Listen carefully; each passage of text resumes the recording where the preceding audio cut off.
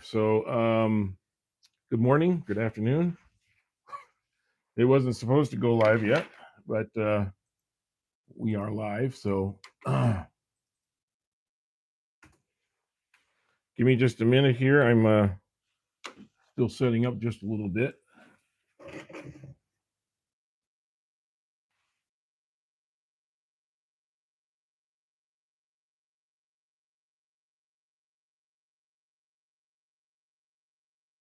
And we'll come online, and then we'll have everybody.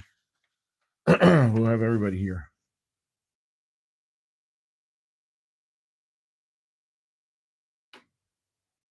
Just waiting for my computer to catch up.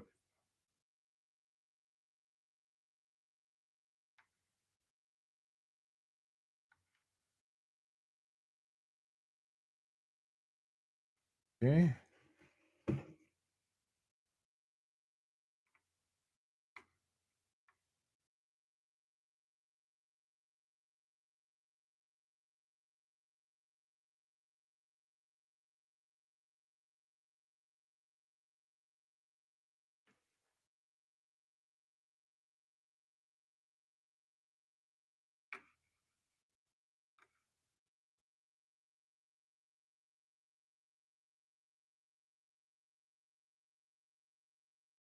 All right. So, guys, good morning or good afternoon or good evening, wherever you're at.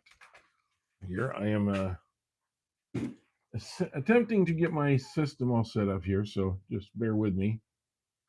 Was not expecting to for the video to come on live so quickly as it did. So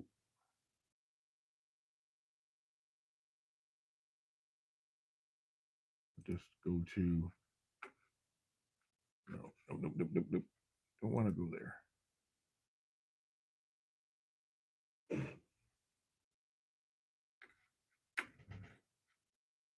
Get out of that. We'll start over again.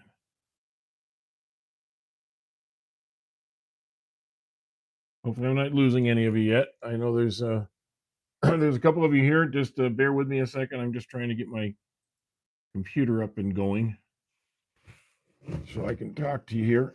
The camera went live before the rest of me did, so I'll kind of put myself so at least you can see I'm in the picture here. Just trying to get this caught up here. So we go to YouTube so I can see what you guys are saying.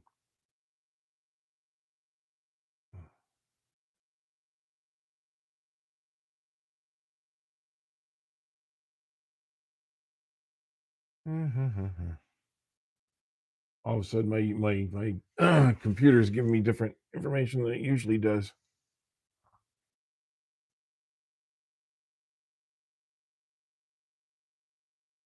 Okay. There we go. Now it's giving me the right. There we go. Okay. Now I can get up online. And I can see.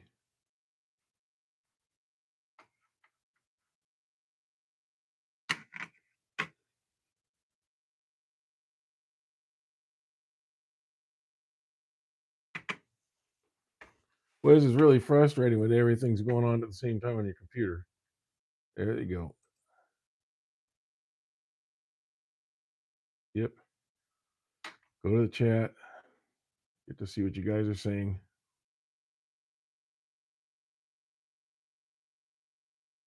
Seem to be getting a lot of circle of death stuff going on here, so not quite sure. Where are we going? Okay. All right. I think we're getting up to speed here now.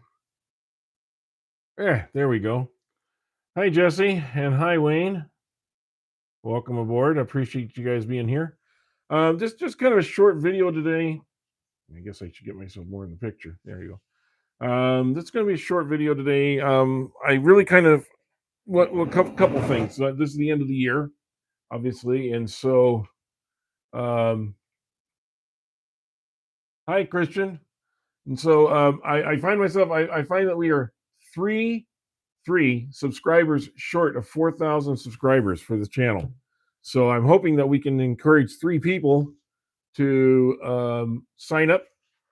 If we can get 3 people to sign up as subscribers, we'll be able to have some sort of a drawing or a prize for all the subscribers who've been here. And I'm still trying to figure out the details of how to do that exactly. But yeah, if we can get if we can just get 3 people here to subscribe, that would give us our 4,000 subscribers that we need, that we were shooting for the end of the year. It's 2 days before the end of the year. But what I thought I'd do in the meantime is I'm going to show you a few things that we do in the behind the scenes, so that you can kind of get an idea of what goes into making these videos. So I will be pulling back this curtain here. This curtain actually is one of the videos. If you go on, if you check on the channel and you look at the videos, this curtain is one of the things that is it's covered, and this is just a cheap tarp, basically. If I can turn that up just a little bit.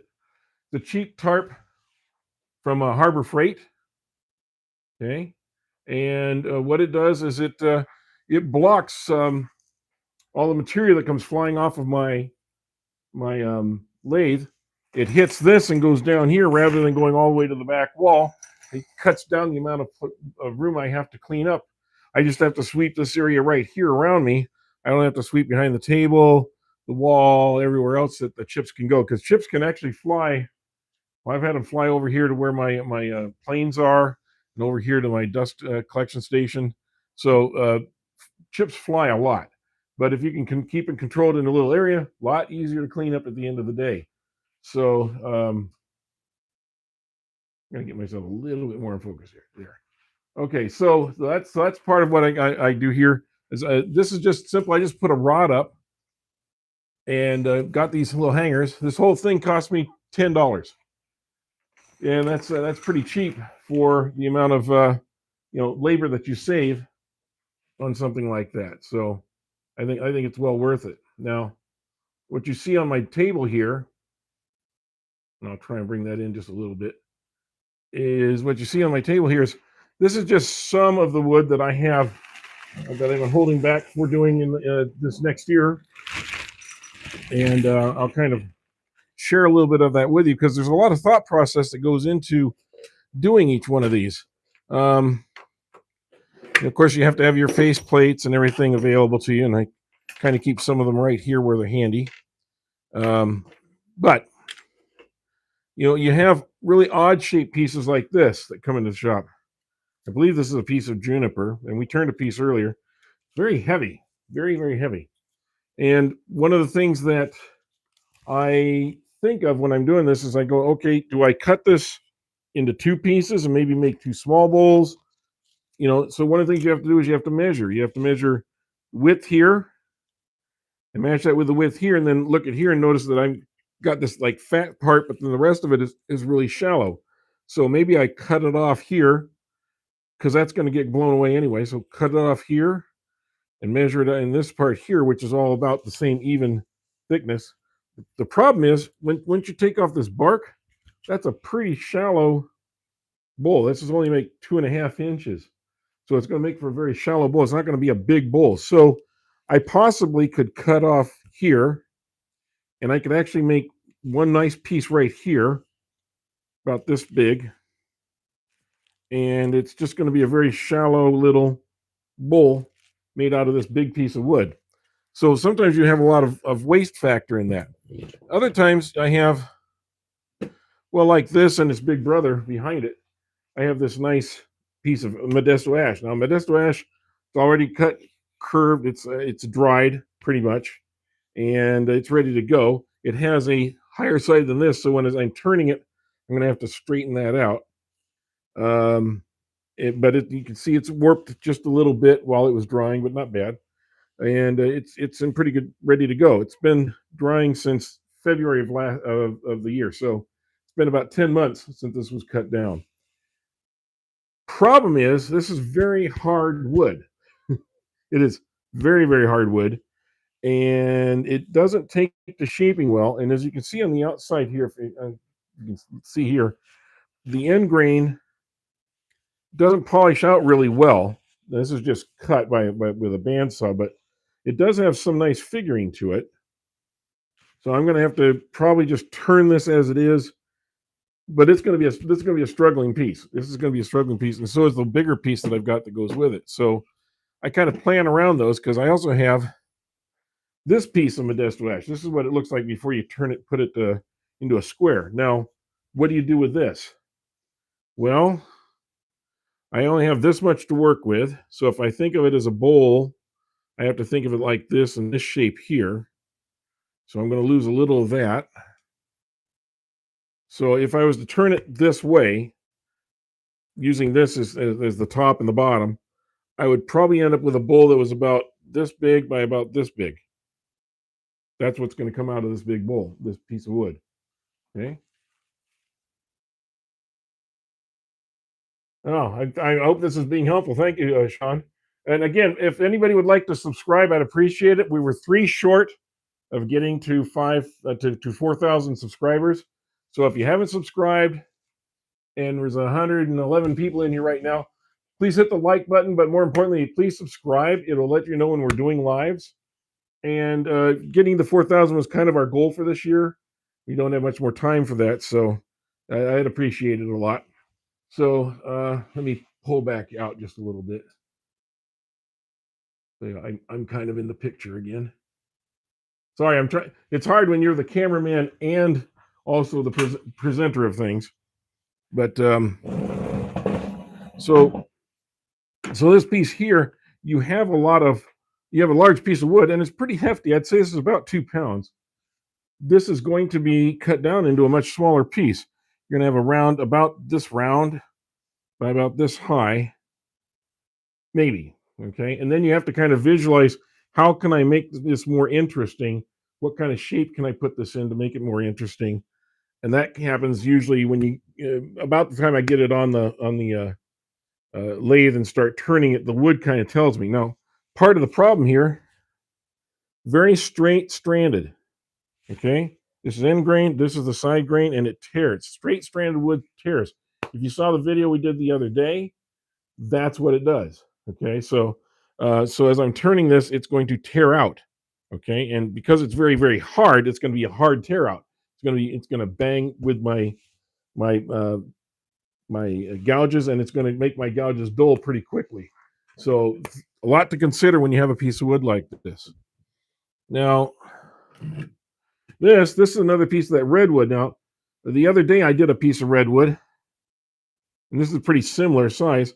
And this I got a nice big chunk here. This is about, I'd say about 9 or 10 inches, between 9 and 10 inches here. And hopefully, I hope you guys are getting in the picture here. Yeah. Okay. Yeah, this is 9 or 10 inches. And it's, you can see where the saw blade from the guy who was cutting it originally with the bandsaw or the chainsaw kind of stopped there. But at any rate, this is going to be a pretty good sized bowl because it's the same depth throughout. It's about almost 4-inch depth or so. So we can visualize a bowl like this. And I'm not sure why the camera is showing a different angle on it than I am here. So I'm gonna pull way out there. Maybe this is better. Okay. So when we visualize this, we can look at it and say, okay, the bowl's going to come around about like so and up here. And we can kind of get that visualization. It doesn't matter which side is the top or the bottom because the wood's the same either way. So I don't think that's going to be an issue. And, there is a knot here. So I think if I was making a decision on this, there's also a little bit of knot down here. I think as I make a decision, so I'd probably make this the bottom, this the top, so that I could probably knock that knot out of there and make it a little bit easier to turn. So that's where we're going to go with that piece. Now, Some pieces you don't know what to do because this is the way they came. This, my wife, last year, I guess, or around my birthday, I don't know, but she bought this for me, and this is mahogany, and this is padock. Rosewood. I'm sorry, rosewood. Real nice pieces of wood, but they're small. They're only what, 4 by 4 by 2, something like that, 2.5. So the best you're going to make is a little coin change thing out of it, or maybe if you can, maybe make a bowl out of one half and a lid out of the other part, or maybe glue them together. But those don't actually go together as a glue piece. They don't even look good together. So you have to kind of think, what do I do with something like this? Well, another thing you can think of doing with it is you could actually use it for segmenting and cut segmented pieces out, glue them all back together, and then you can make a segmented bowl. So that's another possibility. But when you have something like this, you're kind of limited in what you can do. I have this small piece of sequoia, same kind of thing. It's not very deep. So what do I do with it? I could make a couple candlestick holders for it, maybe something like that. I could make it into an oval. I could do a lot of different things. But again, it's sequoia wood. It's a rather hard redwood, is I guess the way I would describe this to you. So again, questions. I got to catch up with what you guys are saying here. Oh, thanks, Ryan. I appreciate it. And first to say it's officially broke for. Hey, Mike, thank you very much, Michael. Guys, if you get a chance, check out 77 Rockets. Check out the Whacking Shack. All of them are in my description there. Timber Designs, Boondock Builds, all the guys that I deal with on a regular basis here are all in the description area. So please give them all a look. 77 Rockets. He's taking a little break right now, but he's shooting for 50 grand, 50,000 subscribers soon. He's grown incredibly this last year, and so I'm great for him. And then Mike is our resident crazy guy. The Whacking Shack. He does Sunday Fun Days, and usually a few other videos that from time to time. And he likes to turn. Well, should we just say? Well, we won't say dangerous. We'll say that he turns things that are a little bit on the sketchy side. I think that's the nicest way to say it, isn't it, Mike? That you are adventurous. We'll call you adventurous. So here's another piece. I don't know what these are because I got these from from our wood turning group here in town. One of the gentlemen passed away, and his wife basically donated a lot of his wood. They brought like 2 truckloads of it, and he painted the ends of everything, so it's kind of hard to tell. This looks like it had some worms going on in it. You can see in here there was some worm work going on in here, but I think he stopped it. But assuming this is solid, I could put this on a spindle between 2 centers, and we could turn it into something. Again, I see candlestick, I see vase, I see. I see if you cut them like this, you could actually make matching candlesticks, and I've done that before. Where I had a smaller piece, you make matching candlesticks holders, and those sell very well. Actually, selling those in pairs does really well. Then you have pieces like this. This is what's left. Sorry, what's left of an oak burl that I had, and I'm not sure. I suppose I could try and turn this.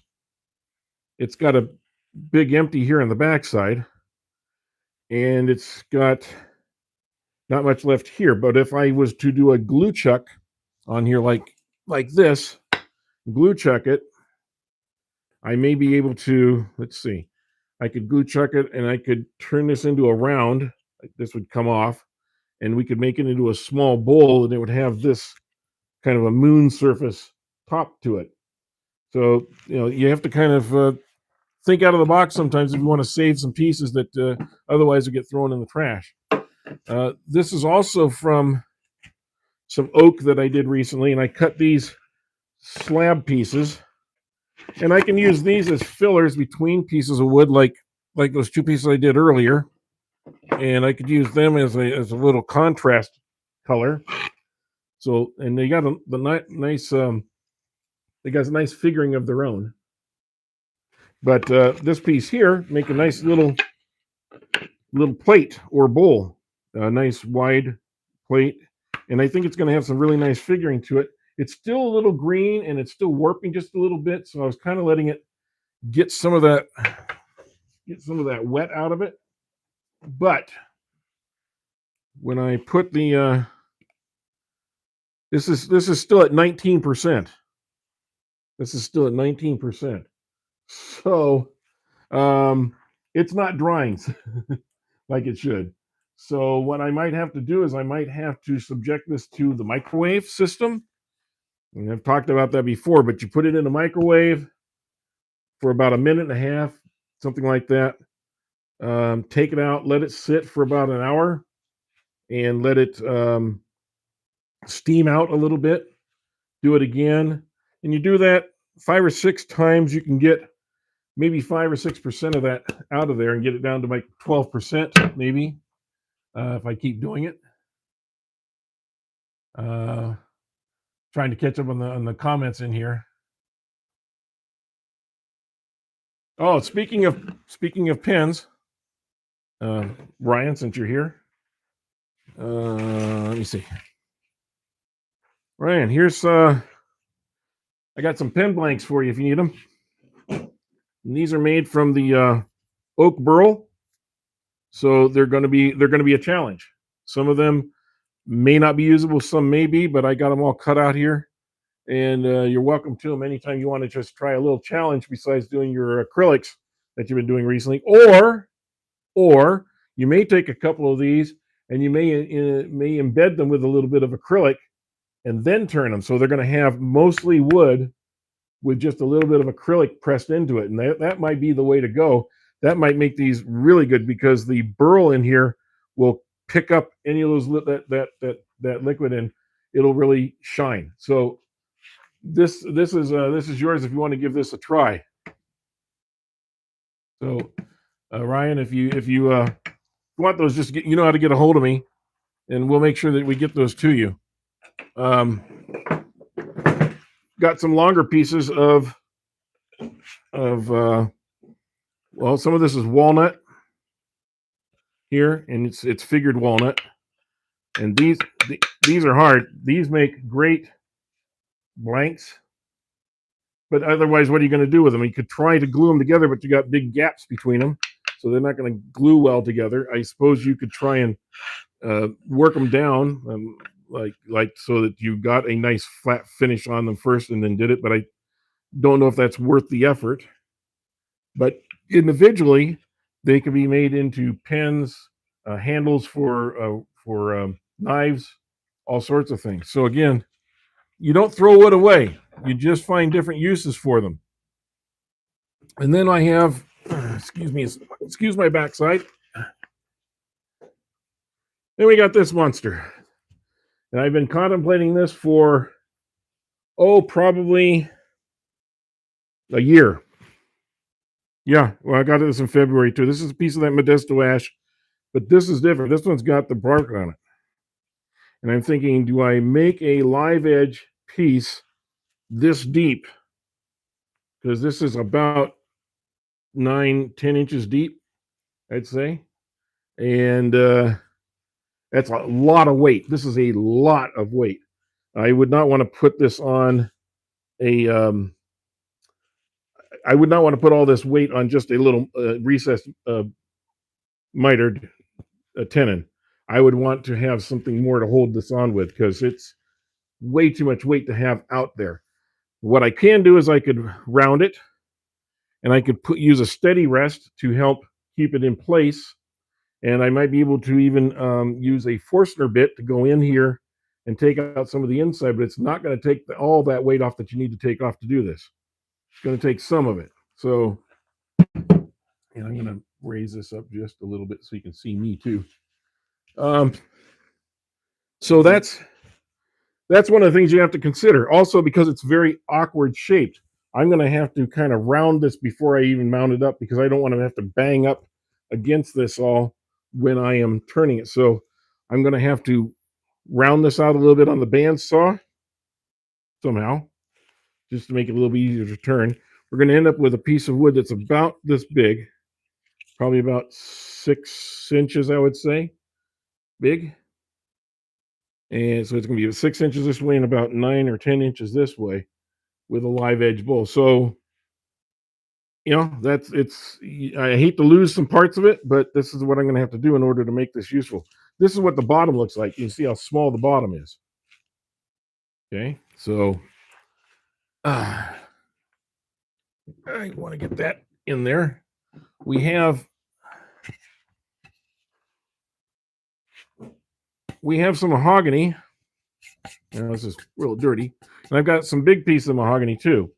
And you can take a board like this, and you can cut it into like 3 pieces, glue them together, have them going different directions with the grain. So one this way, one that way. Glue them together, and you've got a bowl that you can make that's going to be about this tall, and about this big around right here. And if you added other types of wood to it, like say some of this in between, you could actually make it a little bit larger, taller bowl. So there's several things to think of when you have a small flat piece of wood. What do you do with it? Okay, which leads me to my large flat piece of wood here in a minute. Let's see what we're going on here. Yes, it would make great knife handles. You're absolutely right. It says a no good name. Great name. I like that. So we've got resin things. We got all these other things. Now this is the other one. I'm sure many of you have seen a table like this. A lot of times they're discarded. People toss them out, at the side of the road or something like that, or when there's a general city cleanup or something like that. We have city cleanup twice a year where everybody can put stuff out. So I grabbed a couple of these, and I've already used one of them to make a couple bowls, because this wood is very good for making bowls. And what I did is I patterned it off on the back here, and I don't know if you can see it very well, but the plan is to make large circled cuts here, small ones here, and I'll have 4 shallow platters, or I can glue them together and make them deeper platters. Okay. And then I can have like 1, 2, 3, 4, 5, 6, 7, 8. I can have 8 smaller platters or small bowls. Or I can make 4 small bowls. I can make 8 little platters with this part. So I can get a lot of wood, very little waste out of this if you plan ahead on it. And it's free wood. So even if I screw it up, it costs me nothing. But that's on my agenda of things to turn this coming spring. And these are just a few of the pieces that I have laying around here. I've still got some unprocessed logs outside that I have to as soon as I get the right weather to get out there and with my chainsaw and cut them up. And so that's kind of what I do on the side. I have to prepare all of these, think them through. What are we going to do with the pieces? And you have a lot of variety. You don't have to stop at your first idea. Sometimes I'll take a same piece of wood and I'll cut 2 different pieces out of it, and I'll see how I'll turn one way and I'll turn the other one opposite. And you end up with 2 bowls that are from the same piece of wood, but they have completely different looks to them. One has the bark on the outside, one does not, or it's just the way the wood turns makes completely different bowls. So I hope this has been kind of helpful for some of you to understand, what goes on in the background, but also how you can you can plan around some of your bowls. And I'd love to hear some questions if you guys have any questions here. I know there's a lot of comments going on, so let's kind of go over here and see what people are saying. Okay. Some people are talking about cigar pens and roller balls. Yeah, I just did a fountain pen here about 2 weeks ago for a friend of mine for his birthday present, and He's really like, in fact, he's already used up the ink and put in another ink into it that he likes even better. Because the ones that, to be honest, the inks that come with most of these packets are not very good. Okay, most of them are not very good. So getting replacement ones is always helpful. You know that just I'm just going to say that up front. And I always buy a packet of replacement ones. So if I'm out doing a craft show and somebody says, "Hey, this one doesn't write," we can just pop that one out, put another one in, make the person happy when they leave. They got a pen that actually writes. So always a good thing to keep on hand. Um, let's see. By the way, on 77 Rockets, I saw your Ryan. I saw your video today. That was really cool. That Red Bull. I thought that was really nice. So working with acrylics is a whole different thing. I know Mike at DeWalder here. He does a lot of segmented work. You got some blanks. Oh, you got some drawing for your next one. Oh, great. That's great to hear. Let's see. When can I see your work? Jack from Boston wants to know. Thanks. I'm not sure I oh Jack from Boston. Well, if you go on my channel here, you can see a lot of the stuff I do. I usually do 2 or 3 videos a week. So if you like to go back and look, everything is cataloged. I got over 200 videos on my channel here. So please feel free to jump in there, subscribe, take a look. Um, so it was a fun video, huh, Ryan? Well, you look more relaxed, and to be honest, you kind of I like the black outfit. I thought that was kind of cool too. Like maybe you should make that your signature outfit, is wearing black like that. That looked pretty good on screen, especially when you juxtapose it with the Red Bull. So, just my personal fashion opinion, okay? But I thought it was pretty cool.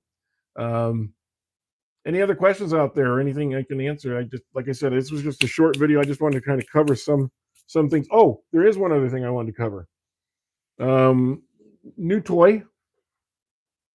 I can talk about my 2 new toys here for just a second and make sure that you can see it. Okay. This is from BM Wood Turning. Um, I already had the post for it, so I just ordered this part, and this screws on and screws off. But this has a really nice angle for getting inside bowls. As you can see, when you're turning, sometimes you want to get that tool rest really close to the side surface. And I have the flat one like Ryan's been using. I have the flat one. In fact, Ryan, I got an 8-inch and a 4-inch now. But what you always want your tool to be close to the tool rest. So as you're coming around the bowl, so if I come around and be like this in the bowl, I'm going to get a much better control. I'm not going to get any chatter. It's going to be much more controlled. So this piece here is that's for that turn. It has a little better design than this does, because this is kind of heavy and clunky. This one's kind of thin and has a little bit more arc to it. You can see the difference there. So you have several different kinds. I like this one because it also gives you a sweep on the outside and a sweep on the inside. You can actually use this for both. You can also just get it like this. And again, you see this one is more for a straight side and flat bottom. This one's more for a curved inside, or if you're doing sort of an undercut inside. So I pull it back so you can see that a little better. Every curve is a little bit different, and they're a little bit more useful. I recently got the big flat one to go with the small flat one. I'm still learning to use it because it just does take some time to learn. As I'm sure anybody who's used it will tell you. But these are made a lot for your carbides, because most of the carbides have a square or flat bottom to them. It fits right there like that, and it gives you a nice solid surface.